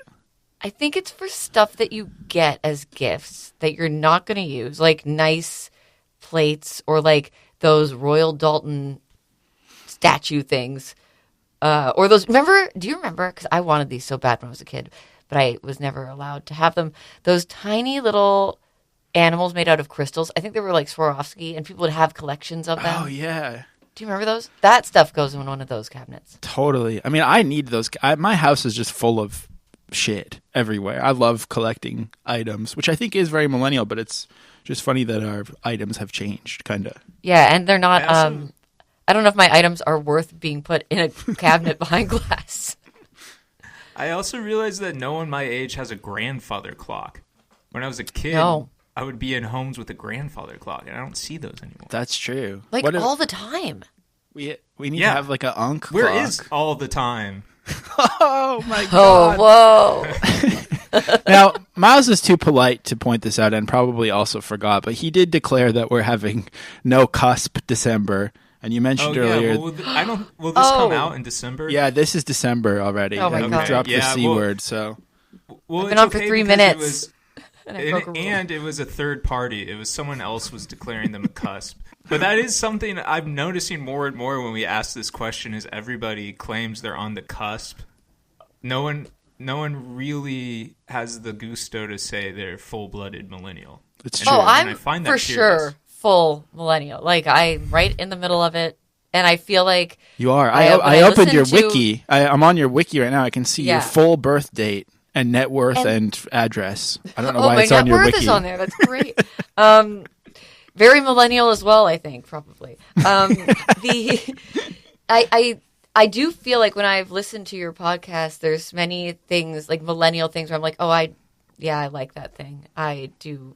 And I went through all the phases, too, of being a millennial. Like, I went through, like, a zany, like, I love pizza kind of thing. Where, like, I had a friend with the finger mustache tattoo. I had, everything. Oh, you've lived it. Except that's why I brought up the cusp thing, because I think perhaps having a background and a career in radio feels Gen X coded to me. Yes. Does it not? Yeah. No, absolutely. I mean, yes, 100%. I think at my work, on the station at the station where I make our show, I'm definitely one of the, and this is, if any of them listen to this, it's not supposed to be rude, but I'm probably one of the youngest people there. I mean, I'm definitely one of the youngest people who's on air there. Right. Well, even just, again, to consult the wiki of you, which is so nice. It's so helpful to have a guest who has their own wiki. We should do this more often. I don't even know who made that. You interned with a place called The Edge, and a radio station being called The Edge, that's not millennial at all. The Edge. No, that's definitely Gen X. But it feels like, having followed your career, you did sort of fold in the term and concept and sound of indie into places called The Edge. And I'm curious about that kind of like tension of being in a Gen X space, but being like, my friends have finger mustache tattoos, and I love. I don't want to presume what naughties indie bands you loved, but I'm sure there was some. Yeah, I mean, I remember there was one time with a DJ at the Edge, long time ago, where I asked why they didn't play this local Toronto indie band that was very like a naughties indie band, and he just went, "'Cause they fucking suck." and this is like the most Gen X guy ever, and I was like, okay.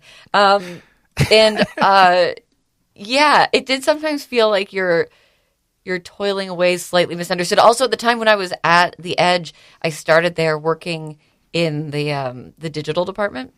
So I was like making big box ads for the website, but also using Twitter and having to teach announcers who were Gen Xers how to use like social media. So that was it made me feel actually at a point back then, it made me feel kind of like exotic and cool. I'm like, I am young and I know things you do not know. And you guys are all like, wow, look at her go. And that was very exciting at the time. Yeah, totally. That's the thing about being in radio and being a millennial is that a lot of the time you are the youngest person there. And so you get to remain cool for a long time. That makes a lot of sense. But I think with that in mind, does it feel like I kind of felt similar in a way of getting into music journalism when I did, and then music journalism just completely changed and fell apart, and there was nothing in it anymore. Like you'd hear Gen X stories of the golden years of like, making a livable wage and stuff like that. And I'm curious, like, you're the millennial who's helping pivot the Edge or a radio station that's called X that's in every city. But does it feel like you're like sort of mastering something as the ship's going down? Back then, obviously, now you've made it, really, I think. But yeah, no, my entire career I've been like told, oh, radio is dying, which is, psychologically damaging. But I was there just in time to see the Gen X people at the top making just untold amounts of money. There was somebody, one of the hosts when I was at my first job, the highest paid one at the Edge was, I think, making around $750,000 a year. Oh my god! And then like the boomer host at the other radio station that was in the same cluster there, Q107, he was making like $1 million a year. Oh wow! Yeah, for perspective here, when I worked my first on-air shift at the Edge, I did an overnight, and then I went to ask my boss, like, okay, so how do I get paid? And they're like, well, fill out this timesheet. And I'm like, oh yeah, no one told me how much I'm making. Like, what should I put down here? And he goes, I don't know, like $10 an hour. And I was like, that's not minimum wage. Like, that's not even minimum wage that you're trying to pay me. and so there's always been that big divide, even, like the whole way through, you're seeing people who've been either in it for so long or got in when it was like you were just getting paid a ton of money. And it's just kind of, there's a pretty sharp drop off when the millennials get there. No kidding. I can hear it when you talk, but I am curious if you can quantify what is the difference between radio and podcasting. Like you speak very well. You sound like a radio person. I sound like have a idiot drawl when I talk. And Miles is just hanging out in the background. We're podcasters, really. Well, Josiah, I will say my mom just found out about this podcast. Okay. And she was like, "Oh, it's so much more produced than your last one, and your co-host, he almost sounds like one of those guys on NPR." Oh my God! Really? Whoa. There we go. Yeah. Wow. Yeah, so we've got the full spectrum here. But I still think I don't think I would be able to go on NPR because I like to cut. Even when I did Miles' old podcast, they couldn't use it on the college radio because I cussed too much for it. It's tough. That's one of the worst parts of being on the actual radio is not being able to say any bad words. But first of all, I'd like to say that I love listening to you guys, and I like podcasts because it feels, and people have talked about this, but kind of like it feels like you're hanging out. It feels relaxed. It feels like it's funny, and it feels funny in a way that is not necessarily like planned out. And I really enjoy that. With radio, it's been hammered into my head since I started that like brevity and word economy, get to the end of what you want to say. And like that's now this is actually kind of funny because I'm now trailing off. But well, you're on a podcast. You're meeting the moment. Yeah, exactly. But yeah, it's a lot of it is that like choose your words carefully and be as clear as possible. And the other thing, and I actually get in arguments with my husband about this all the time, is you have to always make sure that the person with the least information in your audience can still understand what you're talking about. So like I'll ask him. I'll tell him who I'm interviewing, and he'll be like, you should ask him about this. And he'll mention, like, the most obscure little piece of trivia that person was ever involved in, like some movie that they had a bit part in where they weren't credited. And I'm like, that is not going to work. Right. Yeah. And I think a podcast should be, like, as alienating as possible, honestly. The barrier but you of can entry have your must in be jokes, high. right? Yeah, exactly. Exactly. So... Miles, go Raina, ahead. just a quick question because it's not college radio, it is local radio that I volunteer and do a shift at. Wait, what's the difference? The difference is I'm 30 years old. But isn't that we're college instructed age? We're instructed not to use qualitative language. Oh, like on air. Okay, can you give me an mean? example of what you mean? We can't say something's good, and we're also implored not to do any call to actions. We can't say you should go to this. We just have to say it exists. And that might just be safeguarding. Like you can't be like, I love that song that I just played. Yeah, that is so okay. There is a kind of interesting tension, especially right now, I think because of the ascension of podcasts, where people are trying to figure out how much personality and how much of that kind of like saying what you feel about something is acceptable on is the radio station you're on, is it like a community station? Is it funded by, is it like a public station? Or is it's community. Yeah, it's volunteer. It's funded by Truth Social. Right. So yeah, like before, when I've been on public radio stations before, it was very much like that. Like you don't say, and actually a piece of great advice I got a long time ago was like, don't say, hey, we've got this great song coming up, because it's like, well, it should be assumed that it's great if we're playing it, which I thought was pretty good advice. I think it'd be cool to be like, I hate that song. That song sucked. I wish so badly that I could do that sometimes, but technically the thing is, it could be someone's favorite song. You don't want to alienate somebody who's listening and be like, hey, that sucks and you're a loser for liking it. I mean, that's like verbatim the kind of things that I say, but that's why I'm not a radio host, I guess. See, but I would listen to that personally. Just, yeah. The Shame Drive. That's the name of my morning show. I've been doing this for a long time. I want to watch like something really mean. Like I need to see the opposite of what I'm supposed to be doing. Yeah, I mean, so you interview people, right, on World Café? Mm-hmm. Yep. Do you interview someone every time? Sorry, I've literally never heard it. I've seen you post about it, but you're like, oh, I listened to your podcast. I love it. I'm like, I think it's called World Café. But you got it. Okay, nailed it. You got it. World Café, right? Is that how you say it? That's right. Actually, there is no accent. Technically, for some reason, they didn't put an accent on the E at the end of cafe. So if you say café, I suppose you're reading it properly. I don't know why they chose that 35 years ago. But yeah, I mean, so in a given week, I might do 3 interviews. And then the other 2 shows might be a mini concert. There might be our contributing host will do an interview. Sometimes we'll run an encore of an old show, but there's always some element of like a live performance or an interview. And so, like, with that sort of question about not using qualitative language, how do you keep the interview in, like, or I guess, can you be like confrontational if you want, or can you be kind of, or do you have to sort of maintain this friendliness? And along those lines, like, how do you keep it fresh if you have to be nice all the time? Well, the good thing is they're music interviews. If I was interviewing like politicians or something, that would be harder. to not be confrontational. Usually, I would say like almost everybody is extremely nice and at least is like willing to play ball with you and will, answer questions. But sometimes you have to ask about like difficult things or things they may not want to talk about. And usually the way I'll do that is like so I sometimes compare it to like trying to lure an animal out of it. Like, say there's like a nervous fawn in the woods and you have like a handful of food and you're like, it's okay, just come over here. So you ask some nice questions at the beginning, make them feel safe, make them, show that you've done your research, show that you've listened to the record.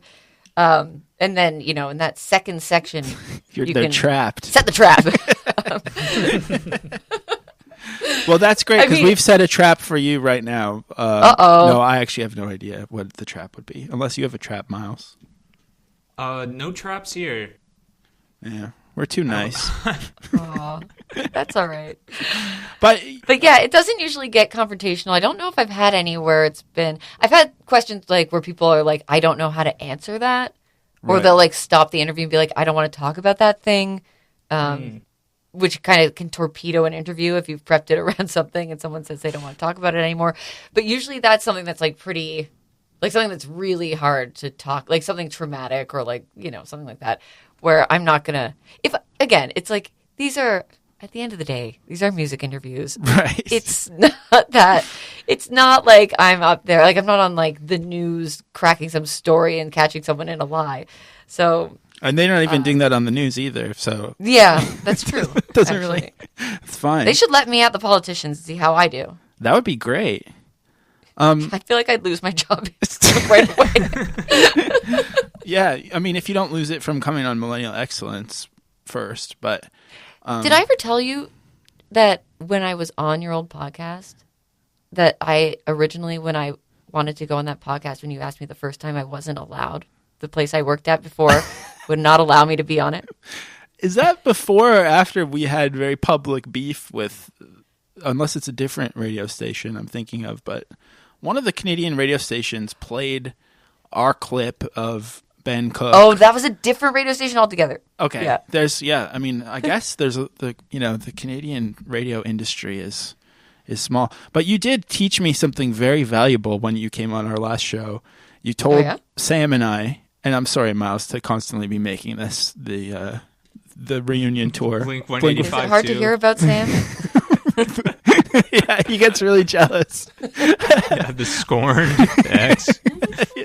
No, but around that time, I had accidentally left in like 5 minutes of downtime in the episode, and it was like the kind of time where one of us might have gone to the bathroom or done something embarrassing, and all that happened was Sam was like, Ashley, did you see Chewbacca died? That's crazy. He was awesome.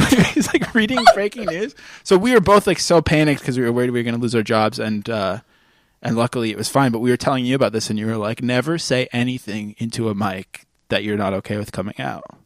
And I've made that mistake many times since, and I did not learn from it. But it was great I haven't advice. even really truly learned from it. if I think a mic is off in a room, like that's like the big thing. Even if you think it's off, yeah, you're not supposed to say anything. But I feel like when you're around them a lot, you start to get lazy.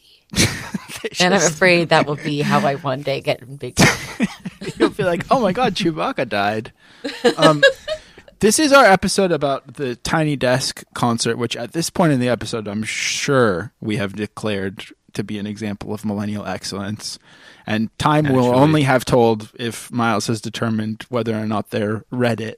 But they are an example of like true, I mean, that is like millennial canon, right? That's like something I've been wanting to play with for a little while is the concept of millennial euphoria. And I think Tiny Desk concerts are, that's like, we're talking about radio being a more classically Gen X thing. The Tiny Desk concert blows that theory out of the water, maybe because it's YouTube oriented, but I'm not even setting up a question. I'm just pivoting the topic. I agree with you. And it's kind of like, it's kind of miraculous that it exists, like that it's gotten so big.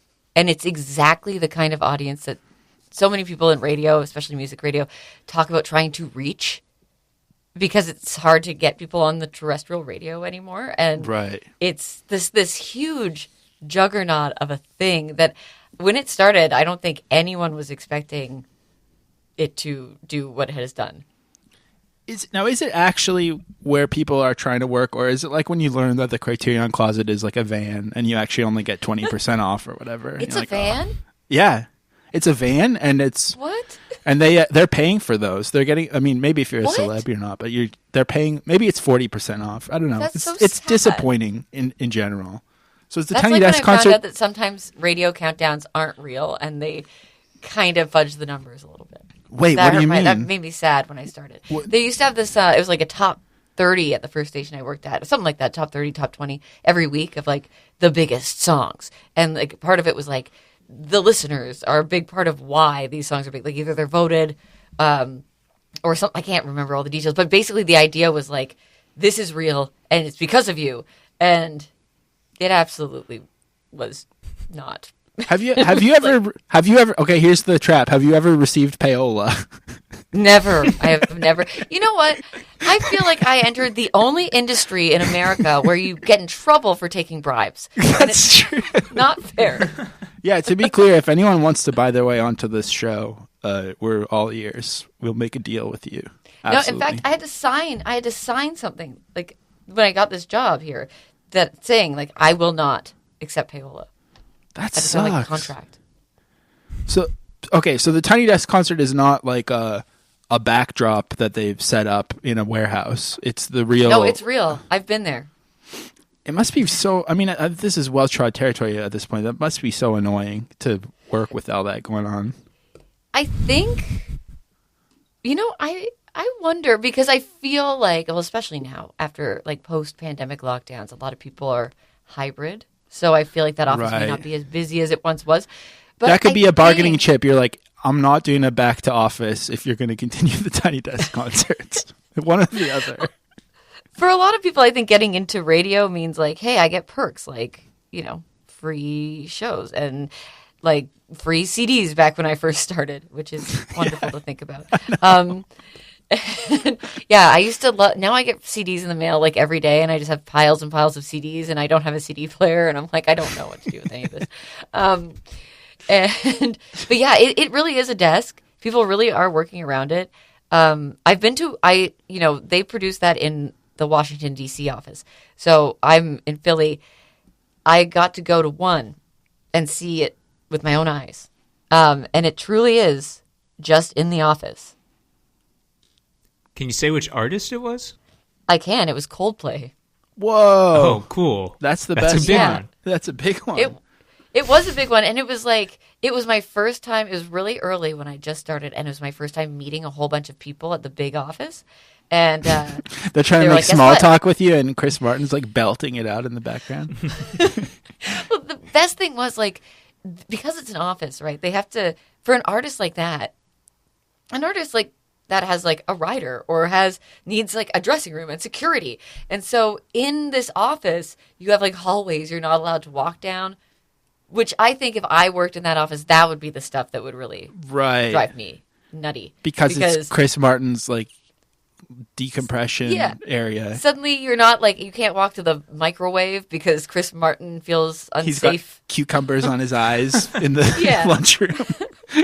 But everybody was very well behaved, and it was fun. I mean, it was really it was kind of cool. I will admit, it was pretty cool to see like an artist of that scale who's so used to playing huge arena shows at this point or stadium shows play at someone's actual desk right in front of me. Like, Yeah, whether you think the Tiny Desk is good or not, or whatever your opinion, it was pretty neat. And I'm not really a Coldplay fan either, so it was. Well, we'd prefer if you didn't use qualitative language on this show. Right, that's but- true. I'll just say Coldplay. That's descriptive. Played the Tiny Desk. That's all I have to say. About Yeah, please don't describe who you're talking. So wait, is it actually like the rest of the time someone's actual desk?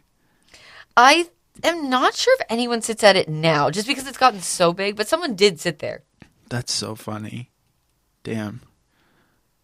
Well, one thing I was kind of thinking about is, and maybe I should have saved this for the actual content of the episode, but like, I think at a high level, the Tiny Desk concert is similar to MTV's Unplugged, but Totally.